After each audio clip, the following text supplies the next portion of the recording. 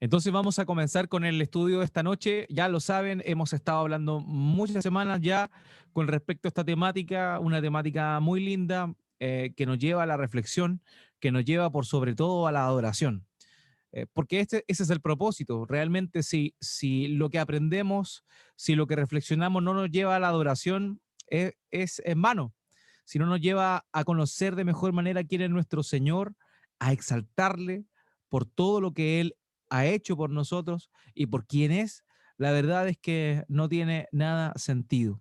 Así que agradecemos al Señor por estar nuevamente acá, meditando en su palabra y viendo esta temática importante para cada uno de nosotros que hace alusión a las razones por las cuales Cristo padeció la cruz. Ese es el título de este estudio, crucificado. Así que hemos estado viendo varias razones por las cuales nuestro Señor cargó la cruz, sufrió aflicción, fue humillado y hemos visto bastantes. Hoy vamos a continuar analizando una causa más.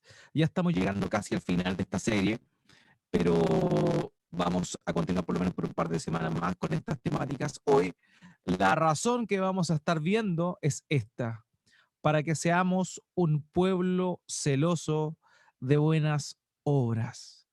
Esa es una de las razones por las cuales también nuestro Señor Jesucristo padeció la cruz, para que seamos un pueblo celoso de buenas obras. Y es aquí donde normalmente comienza la famosa confusión entre la salvación, la gracia y las obras.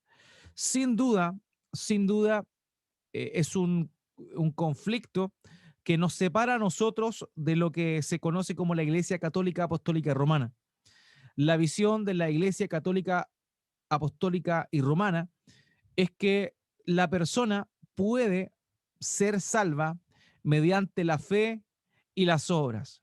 Es decir, las obras son un factor primordial para que las personas alcancen la salvación. Mientras que nosotros, los cristianos protestantes, lo que creemos, de acuerdo al testimonio de las escrituras, es que la salvación es exclusivamente por fe. Las obras no tienen nada que ver en el proceso de salvación, particularmente nuestras propias obras. Eso es relevante y lo vamos a reflexionar. Pero lo que vamos a estar hablando hoy es centralmente la relación verdadera y bíblica que tienen las obras con el cristiano, ¿ya? Y cómo es que nuestro Señor Jesucristo nos salvó para que seamos un pueblo, su pueblo, celoso de buenas obras. Y el texto base que vamos a estar revisando es este: Tito capítulo 2, versículos 13 al 14. Y este dice lo siguiente: aguardando la esperanza bienaventurada y la manifestación de nuestro gran Dios y Salvador, Cristo Jesús. Y aquí viene la razón. Él se dio por nosotros para redimirnos de toda iniquidad y purificar para sí un pueblo para posesión suya, celoso de buenas obras. Y es ahí donde vemos este punto que va a ser el que vamos a estar revisando esta noche. Él se dio por nosotros para redimirnos de toda iniquidad. Eso ya lo analizamos, lo hemos visto. Él nos compró por precio. El precio fue la sangre que Él derramó en la cruz del Calvario para darnos salvación, para darnos vida eterna, para comprarnos, para sacarnos de la esclavitud que teníamos, puesto que éramos esclavos del pecado y esclavos de Satanás también. Entonces nuestro Señor Jesucristo se da y nos compra, paga un precio y nos compra por intermedio de su sangre de toda iniquidad. Esa palabra iniquidad en el griego tiene la idea de la maldad, de una raíz de rebelión en el corazón. A eso se está refiriendo. Es decir, que aquí en este texto, Pablo le está diciendo a Tito, recordando las razones, por lo menos tres, por las cuales el Señor Jesucristo asumió la cruz. Primero, para redimirnos de toda iniquidad, es decir, comprarnos, sacarnos de la esclavitud, de la maldad y de la rebelión de nuestro propio corazón. En segundo lugar, para purificar para sí un pueblo. Y eso también es relevante, para purificar para sí un pueblo. Él nos santificó. Estábamos en una condición de perdición, estábamos en una condición de inmundicia. Y el Señor Jesucristo, mediante su obra redentora, lo que hace es santificarnos, darnos una posición de apartados para Él. Y eso es maravillosamente hermoso. Y en tercer lugar, y es justamente la razón que vamos a estar viendo ahora, es para posesión suya, perdón, para sí un pueblo, para posesión suya, celoso de buenas obras. Dios nos salvó por intermedio del padecimiento de nuestro Señor Jesucristo para que fuéramos suyos, para que le perteneciéramos. Y eso es algo que también hemos visto en semanas anteriores. Pero particularmente hay un propósito aquí, para ser un pueblo celoso de buenas obras, de buenas obras. Y es ahí donde entramos, como les comentaba, en esta discusión que normalmente nos vamos a encontrar, que hace alusión a las obras, las buenas obras. Hermanos queridos, no debemos olvidar que nuestras buenas obras, las cosas buenas que nosotros hacemos, ya vamos a definir más adelante a qué se refiere la Biblia con buenas obras, pero por lo pronto señalar simplemente que nunca debemos olvidar que las buenas obras que nosotros realizamos como seres humanos, y aquí estoy hablando como humanidad, no como gente redimida, no como cristianos, sino como humanidad.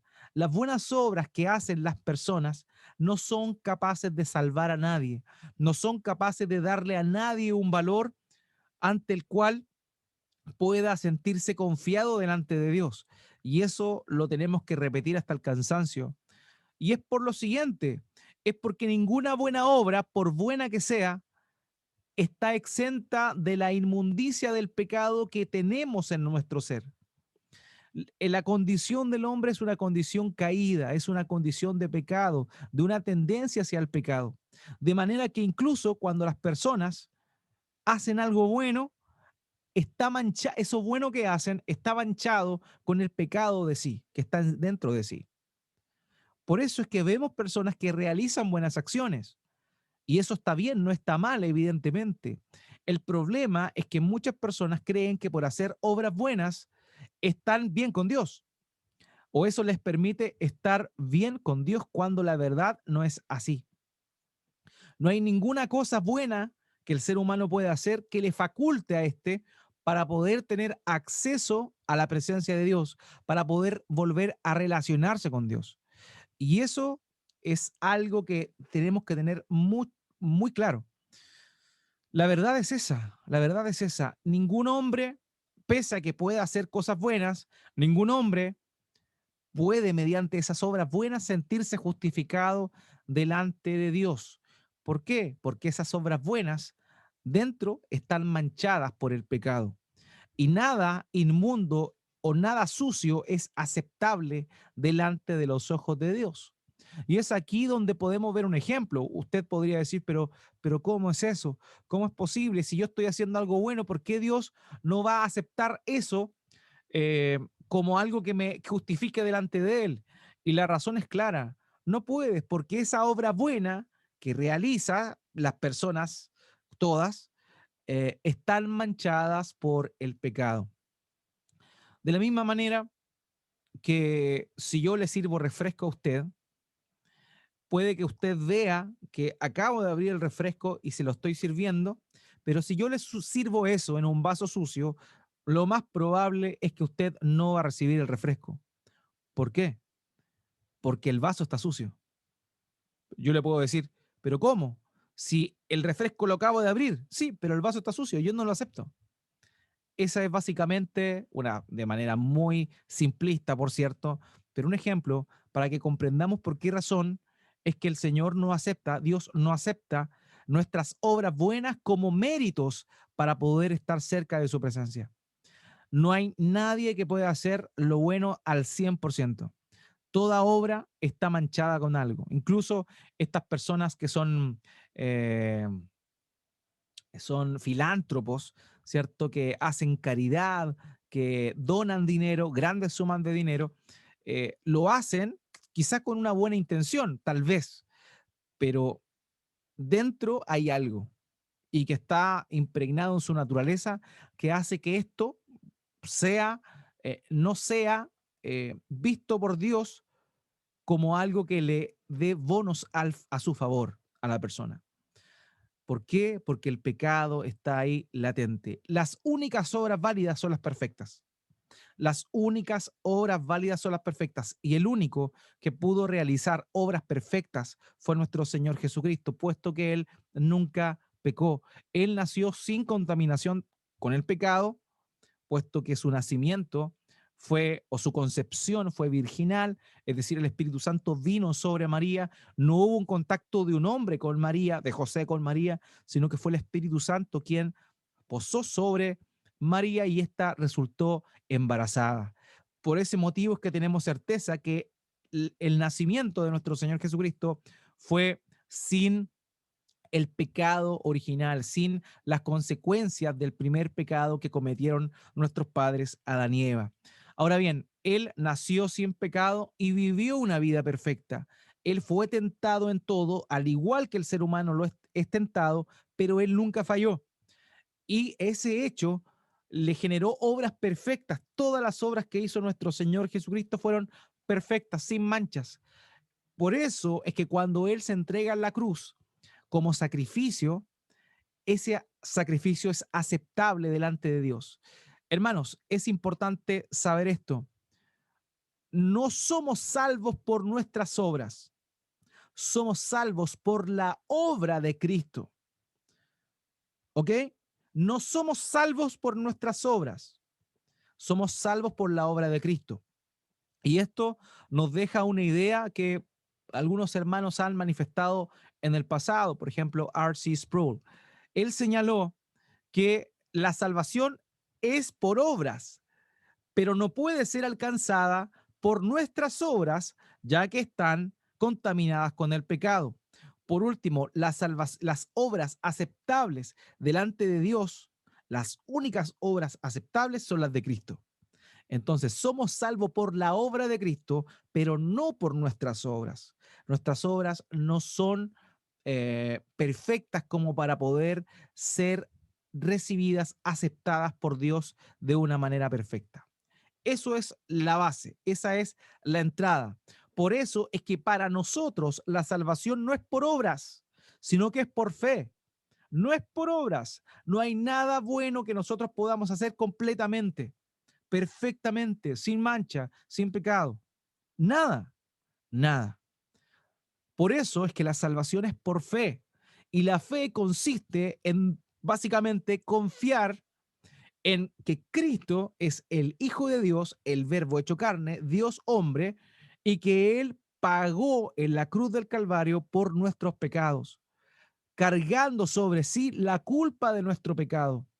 Y en esa confianza, en esa fe que nosotros depositamos en Él, es que nos hacemos, Dios nos pasa esas buenas obras de Cristo a nuestro favor. Y ahí viene ese concepto llamado justificación. O sea, la salvación del ser humano no es por obras nuestras, sino por la obra de Cristo y es aplicada a nosotros por intermedio de la fe, aplicada a nosotros por intermedio de la fe. En segunda de Timoteo capítulo 1, versículo 9 dice lo siguiente el apóstol Pablo: Él nos ha salvado y nos ha llamado con un llamamiento santo, no según nuestras obras, sino según su propósito y según la gracia que nos fue dada en Cristo Jesús desde la eternidad. Y aquí caemos en esta idea. Realmente nuestras obras no nos dan ningún mérito para ser salvados ni para ser considerados santos. Es la obra de Cristo la que ha sido dada por gracia y que nosotros alcanzamos o se nos da por intermedio de la fe. Así de simple, así de simple. De manera que no hay nada bueno que el ser humano pueda hacer hombre hace cosas buenas, sí, pero todas están manchadas con el pecado de alguna manera. Por tanto, Dios no va a aceptar esas obras para que el ser humano se justifique. Por eso es que la única forma en la cual el ser humano puede ser justificado es por medio de la obra de Cristo. Y es aplicada a nosotros por intermedio de la fe. Mira lo que Pablo le dice a los Efesios, en Efesios capítulo 2, versículos 8 al 9.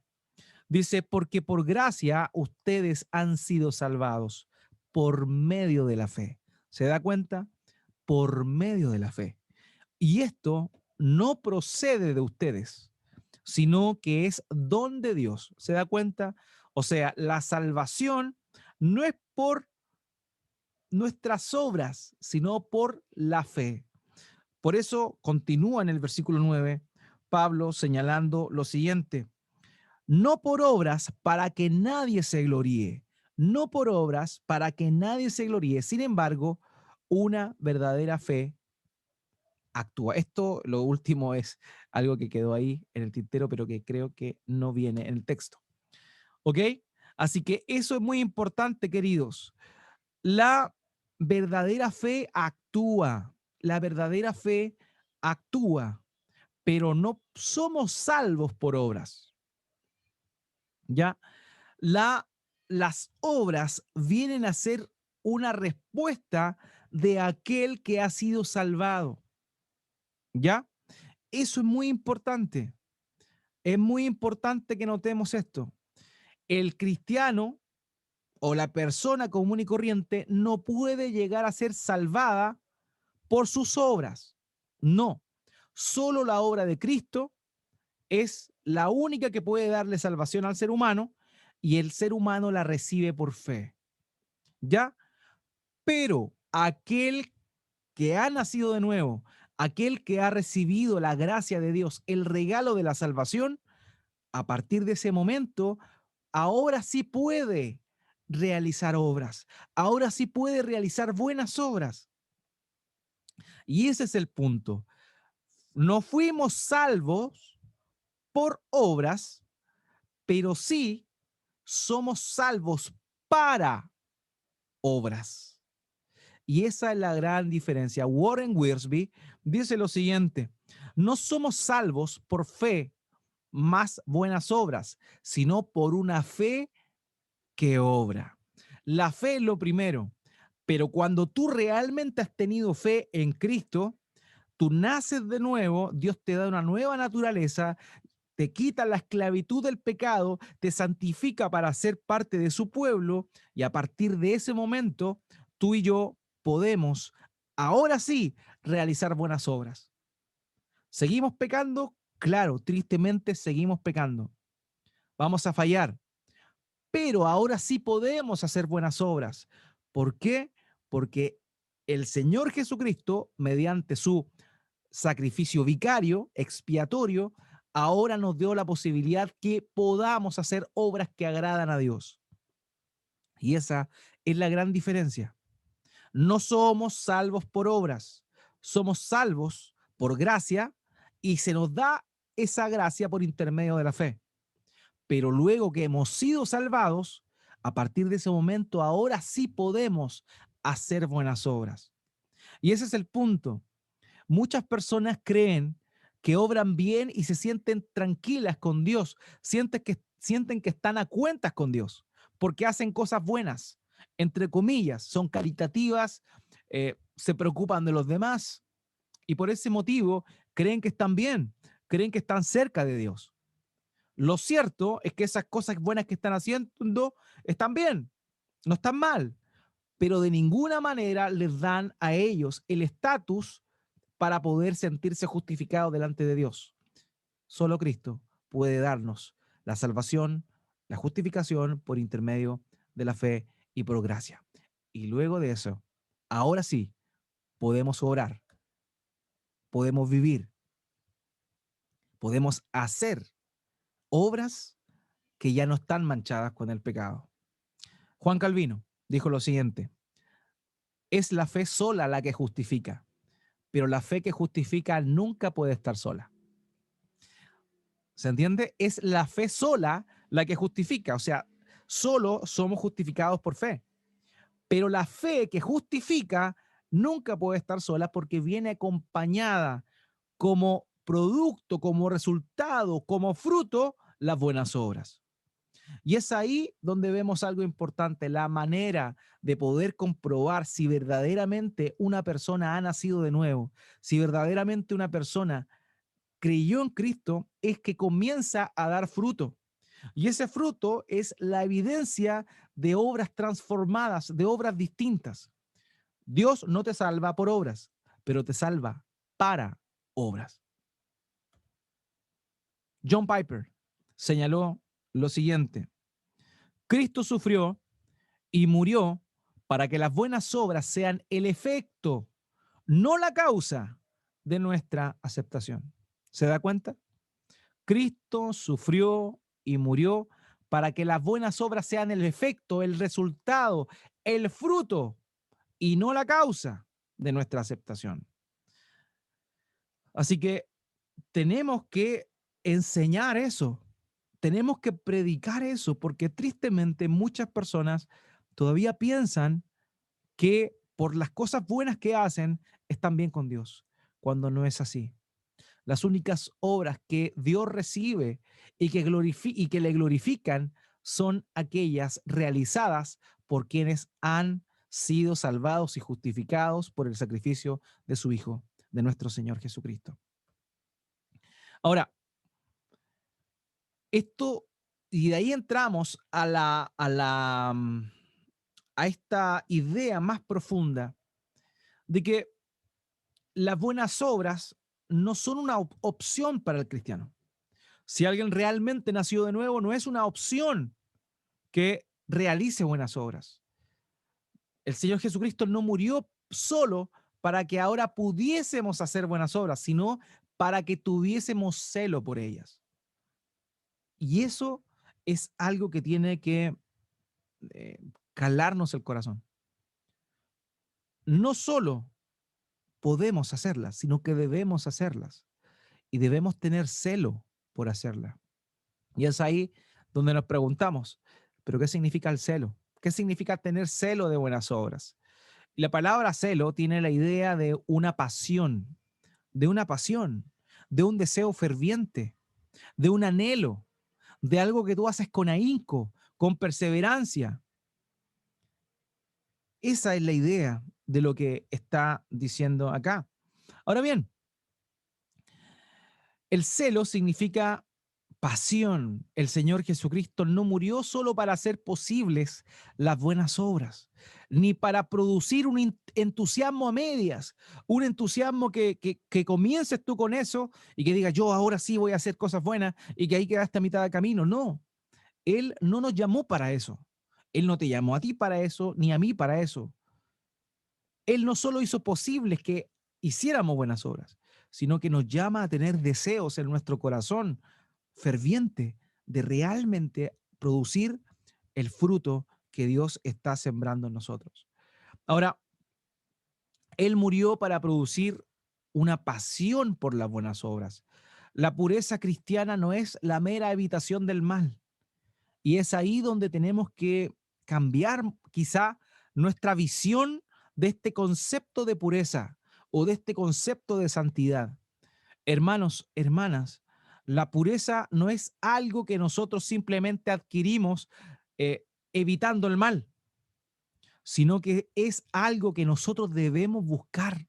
Debemos buscar hacer lo recto, debemos buscar hacer lo que agrada a Dios como fruto, como agradecimiento de lo que Él ha hecho por nosotros. Es el fruto de la salvación, no la causa de la salvación. Pero no porque las buenas obras no sean la causa de la salvación, simplemente vamos como cristianos ya y seguros de lo que Él hizo por nosotros, estar tranquilos y decir, bueno, las obras no valen, porque las obras valen, pero las obras no valen para ser salvados, las obras valen para glorificar a nuestro Señor por lo que Él hizo en nosotros.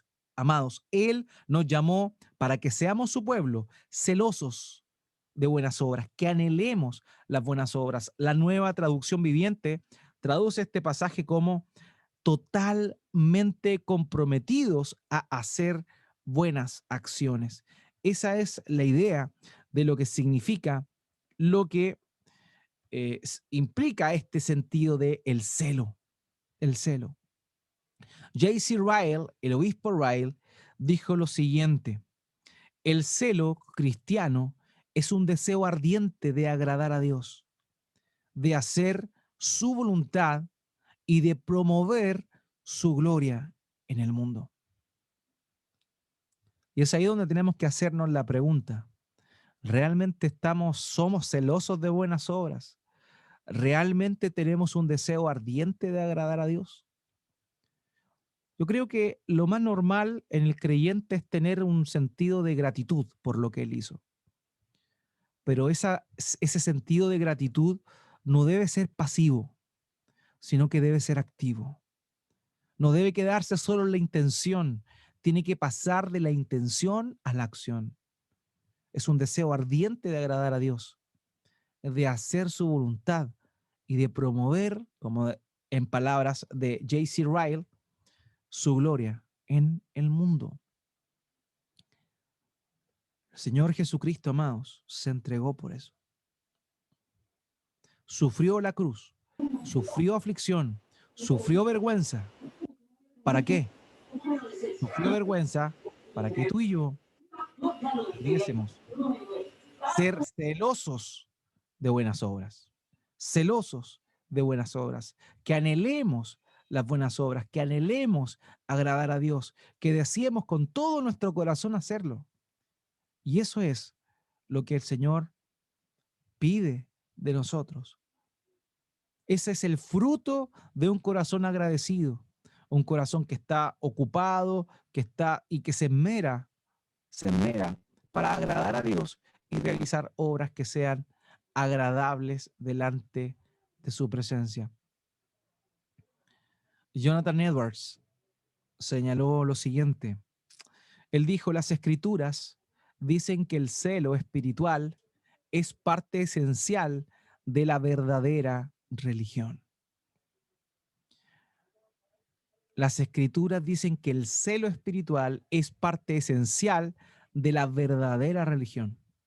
No olvidemos que el concepto de religión no es un concepto malo, no es un concepto malo.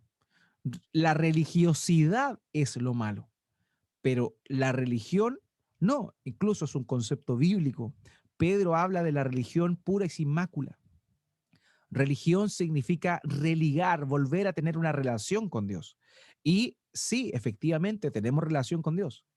El problema es que muchas personas quieren tener una relación con Dios de acuerdo a lo que ellos estiman que es conveniente y no conforme a lo que Dios ha ordenado. Y eso se llama religiosidad.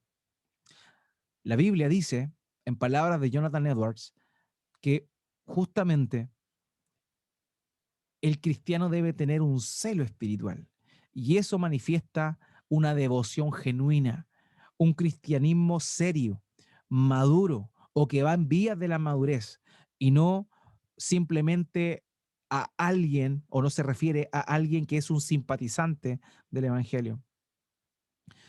Continúa Jonathan Edwards diciendo: Cristo tenía en mente lograr en los suyos esta actitud cuando murió por nosotros. Hermanos, Él no murió para que simplemente seamos personas agradecidas y listo. Él murió por nosotros para llamarnos a la acción. Él murió por nosotros para que deseemos ardientemente glorificar su nombre, para que anhelemos hacer su voluntad. El Salmo 119 es una oda al amor por la palabra de Dios. Pero fíjese que el Salmo 119 no se queda exclusivamente en ese amor al texto, sino por sobre todo a esta idea de, de cumplir con lo que la Escritura señala. Y eso es lo que significa esto. Queridos, Cristo sufrió, Cristo murió, Él padeció la cruz, Él padeció la cruz para que nosotros tuviésemos una fe activa, una fe que obra, una fe que se ocupa y no una fe expectante, no una fe pasiva. Y ese es el llamado que Dios nos hace por intermedio de su palabra a tener una actitud distinta y por sobre todo una acción diferente.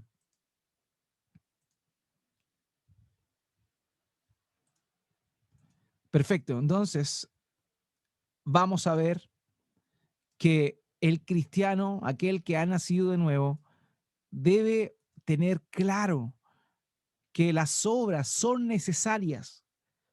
Vuelvo a repetir, no para su salvación, sino para la glorificación de Dios.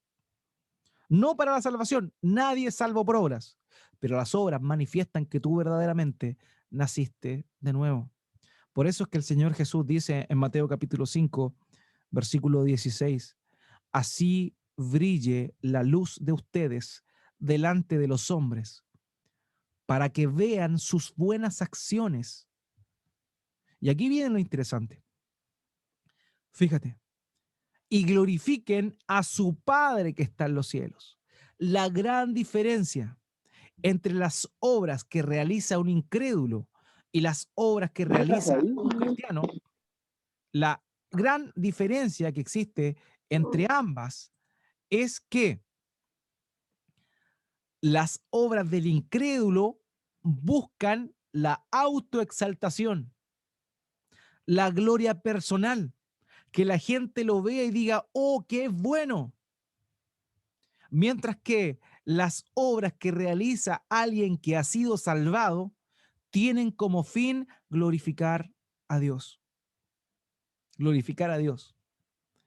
Cuando la gente ve en ti tus obras que están resplandecientes como Cristo, la gente glorifica al Padre, no te glorifica a ti. ¿Por qué? Porque un cristiano es alguien que es un pecador que vivió perdido y que por gracia de Dios ahora sigue a nuestro Señor Jesucristo.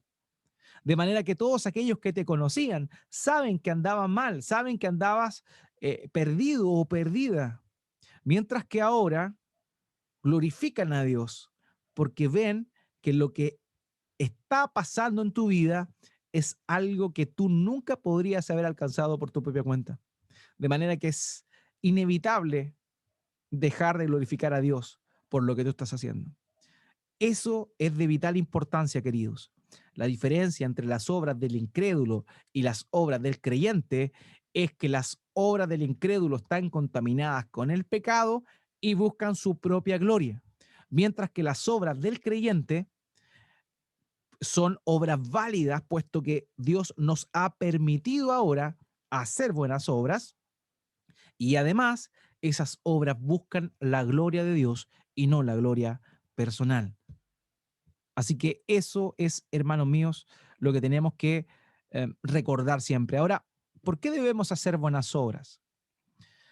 Como lo dijimos, las buenas obras de los cristianos dan gloria a Dios.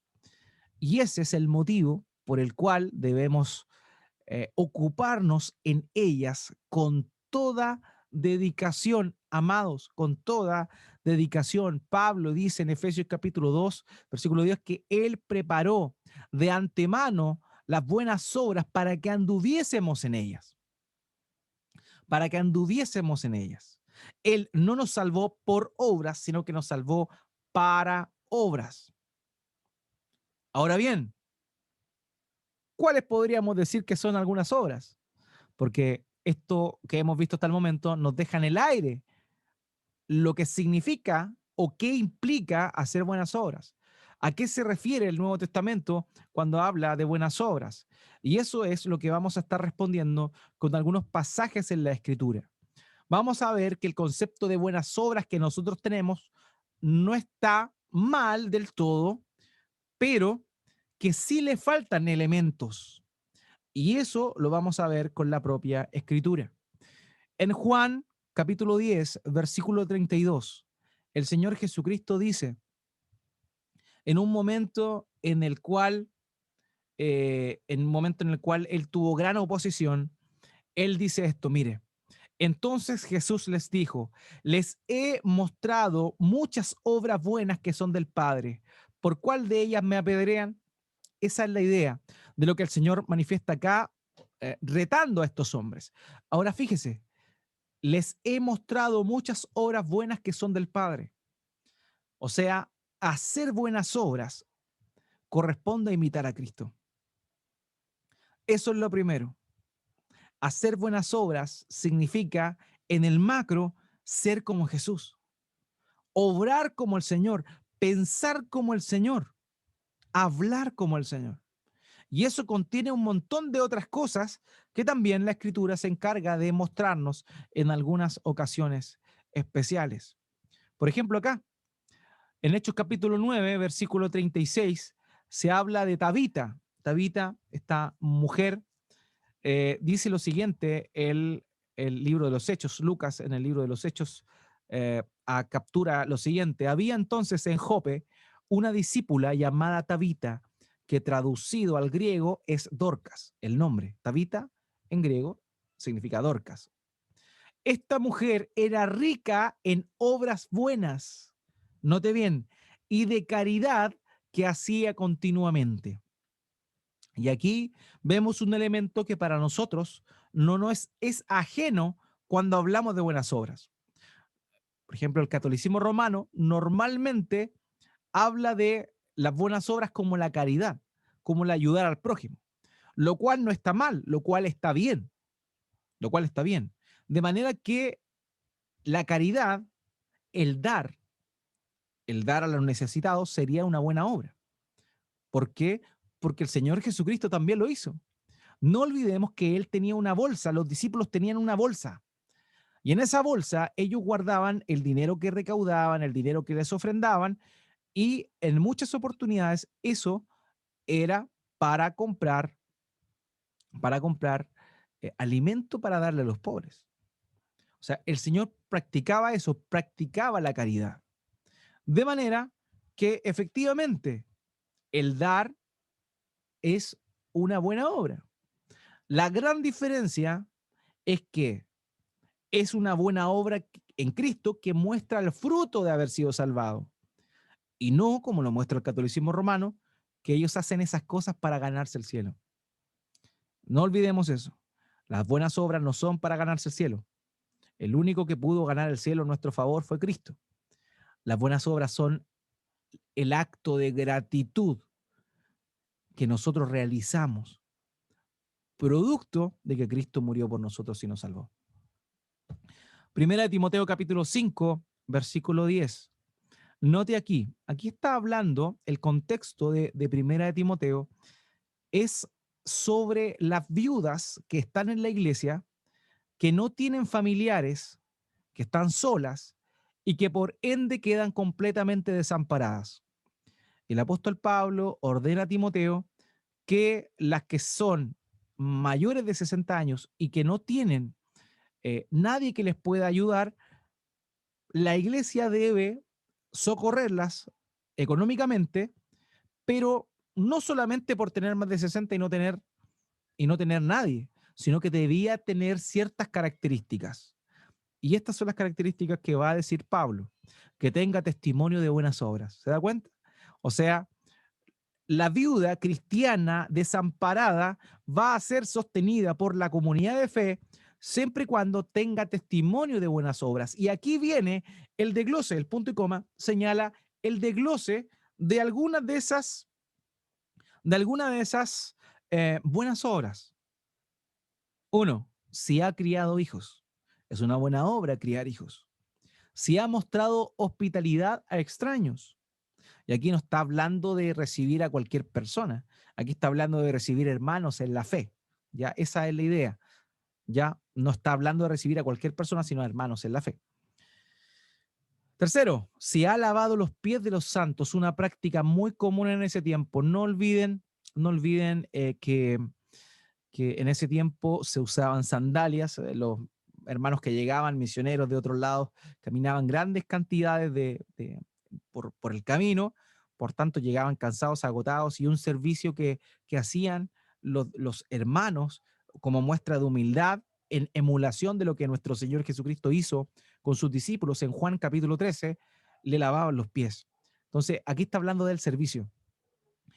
Después continúa diciendo, si ha ayudado a los afligidos. Y aquí está hablando de aquellos que pasan por momentos difíciles, aquellos que tal vez pueden estar enfermos, aquellos que tal vez pueden estar angustiados, una enfermedad mental, una enfermedad física, o pueden estar pasando por un duelo. Fíjense cómo se nos abre el abanico. Y se ha consagrado a toda buena obra. Es decir, aquí el apóstol Pablo, refiriéndose en un contexto bastante específico, señala algunos elementos que corresponderían a buenas obras. Y aquí es donde viene esta idea. Hermanos, el servicio cristiano, el servicio a la iglesia local es buenas obras, son buenas obras. Son buenas obras de acuerdo a lo que la palabra de Dios dice. Ser como Jesús, ayudar a los pobres necesitados, servir a la iglesia, también es una buena obra. También son buenas obras todo lo que puedes entrar dentro de este término. Primera Timoteo capítulo 6, versículo 18. Enséñales que hagan bien, que sean ricos en buenas obras, generosos y prontos para compartir. Y aquí nuevamente viene a hablar de la generosidad. La generosidad es una buena obra. Hermanos, el mismo apóstol Pablo dice que Cristo, siendo rico, se hizo pobre para que nosotros fuésemos hechos ricos. Ahora, no está hablando, evidentemente, es una figura que emplea Pablo para referirse a las riquezas espirituales. Ahora bien, eso es un sello de lo que el Señor hizo, despojándose de su trono de gloria, humillándose a sí mismo, despojándose de sus privilegios, de su estatus. Él vino a servir y se humilló para nosotros llevarnos allá. Esa es la idea. Por lo mismo, es que la generosidad, el servir al otro, el compartir con el otro es considerado como un acto de gratitud. Ahora, no solamente lo estamos viendo desde la perspectiva de la caridad, ¿cierto? O como lo mencionamos cuando hablamos en el estudio del Espíritu Santo, ¿se acuerdan? Y vimos los dones del Espíritu Santo y hablamos del don de misericordia, que correspondía a dar dinero o dar apoyo a las personas que se encontraban en un estado de miseria y que no eran creyentes. ¿Se acuerdan?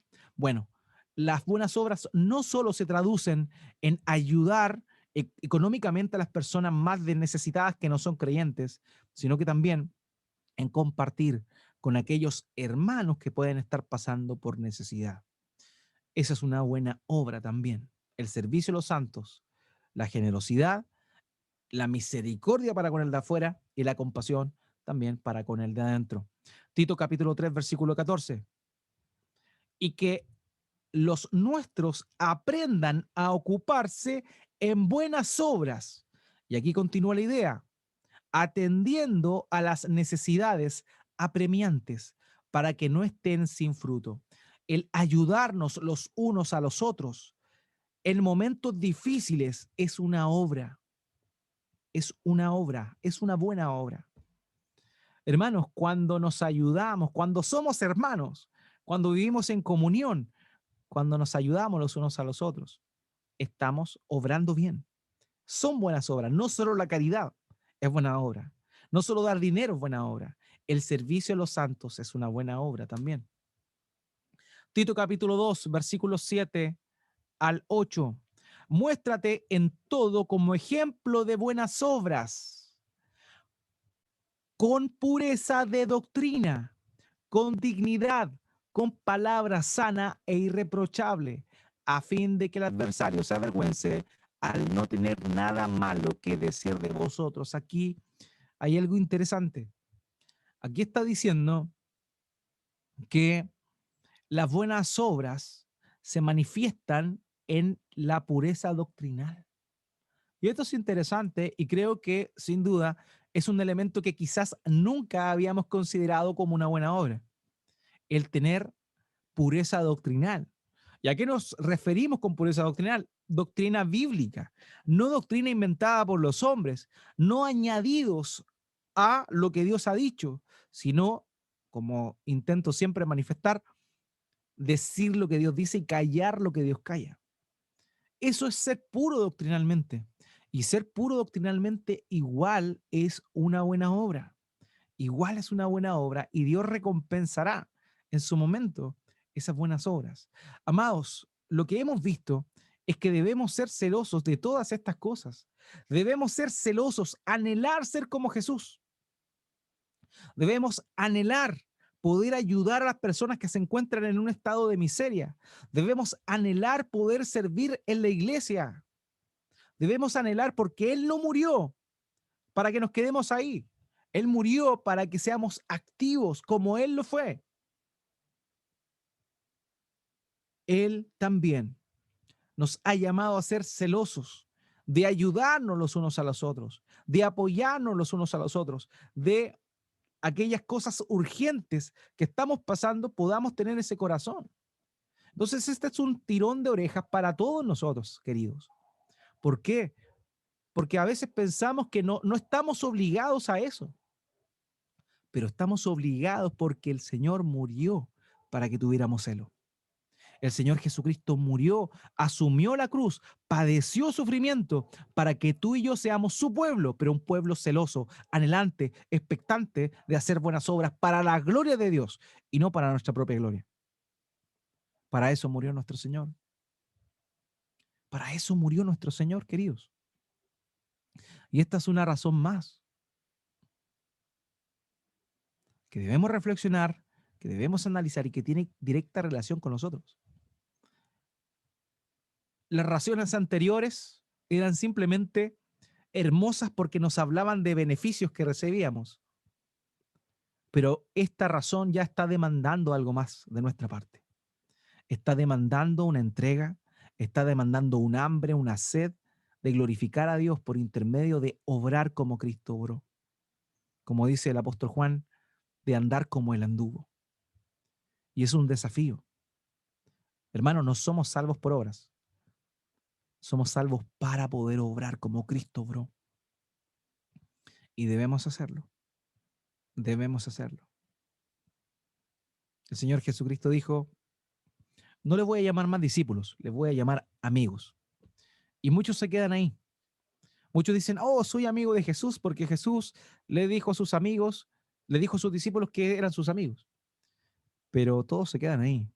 Pero el versículo sigue y dice lo siguiente, ustedes son mis amigos si hacen lo que yo les mando. El Señor Jesucristo se entregó para darnos todas estas cosas que hemos revisado, pero también lo hizo para que dejemos nuestra actitud activa, perdón, pasiva, y pasemos definitivamente a una actitud proactiva en función a la gloria de Él y en función al servicio para con los demás. Ya lo sabemos, las buenas obras no nos salvan, pero las buenas obras afirman que hemos sido salvados. Las buenas obras que están sin Cristo buscan la propia gloria. Las obras en Cristo de aquellos que han nacido de nuevo cumplen un solo propósito, la gloria del Padre que está en los cielos. Así alumbre vuestra luz delante de los hombres, para que vean vuestras buenas obras y glorifiquen a vuestro Padre que está en los cielos. Así que, amados, estamos desafiados. Dios nos ha remecido, no solo mostrándonos un gran beneficio, sino también una gran responsabilidad que tenemos si es que realmente hemos nacido de nuevo. Así que eso, hermanos queridos, era lo que quería esta noche compartir con ustedes.